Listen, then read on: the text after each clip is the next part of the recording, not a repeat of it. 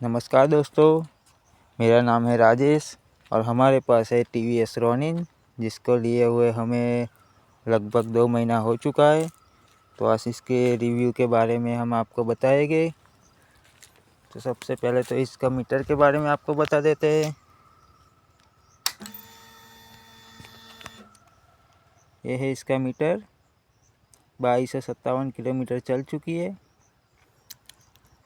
और माइलेज पहले 35 का देती थी। फर्स्ट सर्विस हो चुका है और अब लगभग 40 के आसपास एवरेज दे रही है। ये आप देख सकते हैं, हमने टैंक फुल कराया था, उसके बाद ये 445 किलोमीटर चल चुकी है। तो इतना अभी तक हो चुका है। अब बात करते हैं इसके इंजन के बारे में। तो इसका इंजन 225 सीसी का है और आप देख सकते हैं इसका लुक ये हंटर 350 से कंपेयर कर सकते हैं आप लोग। और इसमें एक है हैज़ार्ड का फीचर भी है, जो आप देख सकते हैं।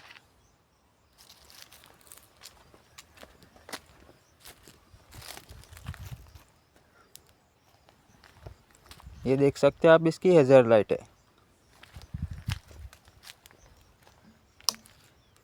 अब इसका आपको आवाज़ सुनाते हैं। साइलेंट स्टार्ट है, एक ही बार टच करना है। या आप इसकी आवाज़ सुन सकते हैं।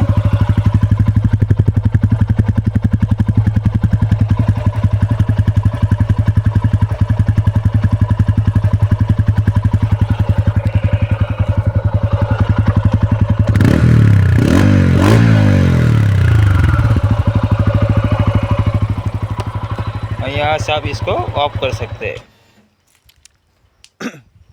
अब बात करते हैं इसमें आने वाले प्रॉब्लम के बारे में। तो अभी इसमें प्रॉब्लम जो आ रहा है वो चेन का आ रहा है। अभी तो हमने टाइट करवा लिए, लेकिन चेन को थोड़े टाइम में लुब्रिकेट करवाना ही पड़ता है।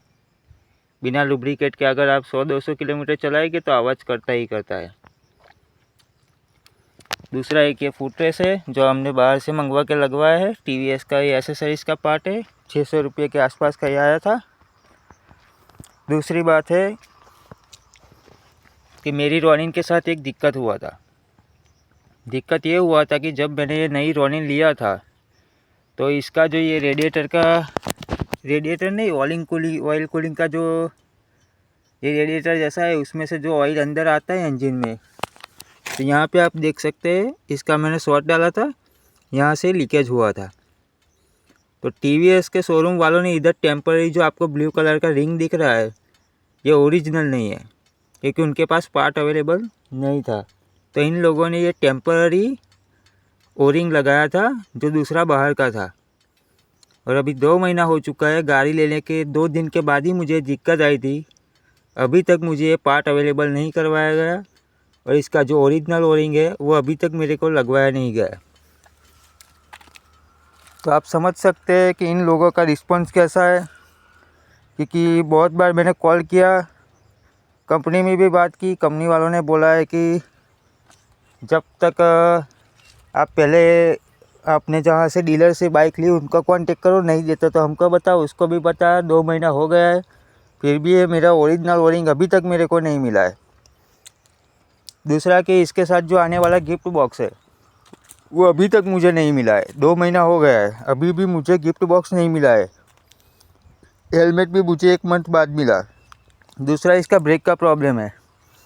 इसका ब्रेक अगर आप 15-20 किलोमीटर चलाया है मैंने, अभी कुछ नहीं होगा, मैंने बाइक अभी निकाली है, लेकिन जैसे ही मैं 15-20 किलोमीटर लगाऊंगा तो यहाँ से चूँ चूँ की आवाज़ आनी शुरू हो जाती है। इसका ये दिक्कत होता है इस बाइक में। और पिछला ब्रेक वीक ही है। लोग रिव्यू में भले ही बोलते हो कि इसका ब्रेक बहुत अच्छा है, लेकिन मैंने पहली बार इतना बड़ा बाइक लिया है, मैंने कभी इतना नहीं चलाया। मेरे पास पैसा नहीं है, 110 सीसी का ही मैं चलाता हूँ। लेकिन इसका लुक देख के मैं इस पर इम्प्रेस हो गया और मैंने लिया है। बाइक बहुत ही अच्छी है, बढ़िया है, लेकिन इनका सर्विस रिस्पॉन्स, कस्टमर के साथ जो उनका जो रिलेशनशिप होना चाहिए वो अच्छा नहीं है। रिस्पॉन्स अच्छा नहीं देते हैं, ये दिक्कत आती है। बड़े बड़े क्रिएटर भले ही अच्छी वीडियो बनाते हैं, लेकिन उसमें जो आने वाली दिक्कत है तो उसमें बहुत प्रॉब्लम आती है इन लोगों की। क्योंकि शोरूम वाले बहुत लगाते रहते हैं। दूसरा भी एक दिक्कत आ रहा है, जब मैं सर्विस में गया तो यहाँ नीचे से जो ये पार्ट होता है ना, ये खोल के क्लीन नहीं करते वो लोग। यहाँ से बाहर से स्प्रे लगा देते हैं और बोल देते हैं कि क्लीन हो गया है, ऐसा होता है। तो आप लेने से पहले सोचिएगा, अगर आपके पास अच्छा डीलरशिप है, सर्विस अच्छा देता है, तो एक बार पूछ लो, उसको पूछने के बाद फिर ही बाइक लेना, क्योंकि इसमें दिक्कत आने ही वाली है।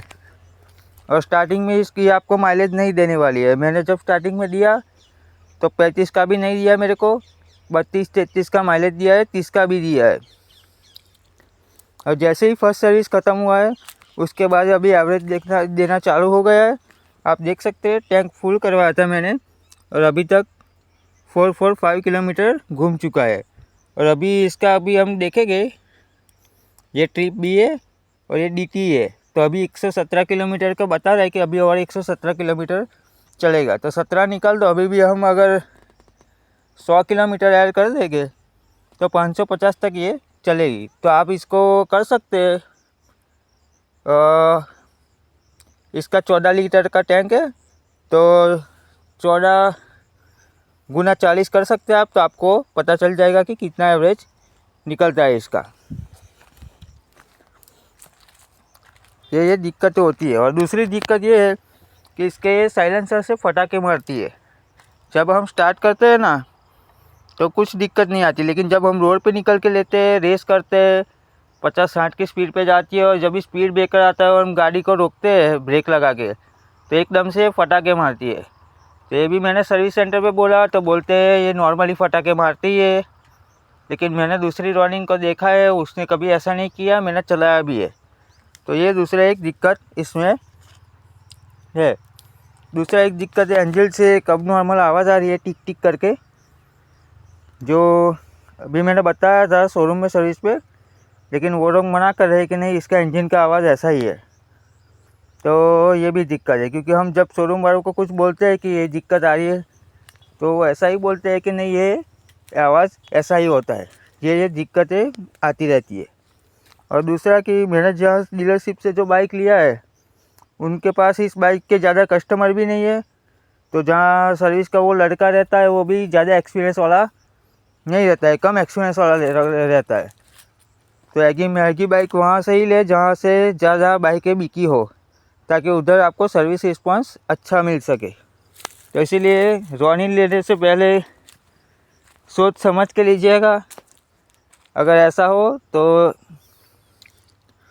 आप एक काम कर सकते हैं कि वहाँ से डीलर के पास जाके पूछ सकते हैं कि आपके वहाँ से कितनी रॉनिंग गई है, और आप 1-2 कस्टमर का कॉन्टेक्ट नंबर भी ले सकते हैं, ताकि वो आपको डीलरशिप के बारे में ज़्यादा अच्छा बता सके कि हाँ हमने वहाँ से बाइक लिया है और हमें जो जो दिक्कत आई है तो उन्होंने कैसा रिस्पांस किया है, डीलरशिप वालों ने सर्विस में कुछ भी दिक्कत आई हो तो आपको पता चल जाएगा कि सर्विस रिस्पांस अच्छा है या नहीं अच्छा है। तो आप वहाँ से बाइक ले सकते हैं। और आप बड़े शहर में रहते हैं तो आप बिल्कुल ले सकते हैं, क्योंकि मैं तो गांव में रहता हूँ। देख सकते हैं आप, मैं अपने खेत में खड़ा हूँ, तो मैं यहाँ से 100 किलोमीटर दूर जाके सर्विस कराता हूँ। तो फिर भी मुझे दिक्कत आती है तो मैं TVS से ज़्यादा खुश नहीं हूँ, क्योंकि जो कस्टमर को जो सेटिस्फेक्शन मिलना चाहिए वो नहीं मिलता है इसके साथ। क्योंकि इतनी महंगी बाइक लेने के बाद भी अगर हमें ये सब देखना पड़े तो वो अच्छी बात नहीं है। तो ये दिक्कत आती है। तो शुक्रिया। अगर आपको एक वीडियो पसंद आए तो लाइक करना, और कोई आपको और भी कोई सवाल हो तो आप कमेंट कर सकते हैं। कोशिश करूँगा कि आपका रिप्लाई दे सकूँ। और अगर आपको मुझसे बात करनी है तो मेरा कॉन्टेक्ट नंबर अपना डाल दूँगा। कुछ क्वेश्चन हो तो आप मुझे मैसेज कर सकते हैं। धन्यवाद।